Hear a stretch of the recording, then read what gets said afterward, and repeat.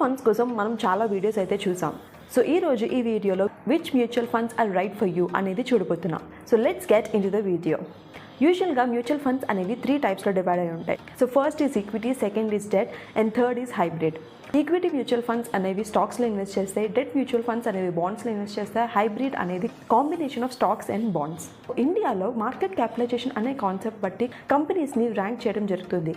First 100 కంపెనీస్ని large cap ఫండ్స్గా, next 150 కంపెనీస్ని మిడ్ క్యాప్ ఫండ్స్గా అండ్ నెక్స్ట్ 250 కంపెనీస్ని స్మాల్ క్యాప్ ఫండ్స్గా వాళ్ళైతే డివైడ్ చేయడం జరుగుతుంది. అండ్ ఆల్సో రిస్క్ అనేది వాళ్ళు కేటగరైజ్ చేయడం జరిగింది as high risk, medium risk and లో రిస్క్. మీరు చూస్ చేసుకునే ప్రతి మ్యూచువల్ ఫండ్కి ఇటువంటి రిస్క్స్ అనేది ఒక ఫండ్ ఫ్యాక్ట్ షీట్లో వాళ్ళైతే డిఫైన్ చేయడం జరుగుతుంది. సో మీరు చూస్ చేసుకునే ముందు ఒక్కసారి మీ రిస్క్ అనేది దీంతో కంపేర్ చేసుకోండి.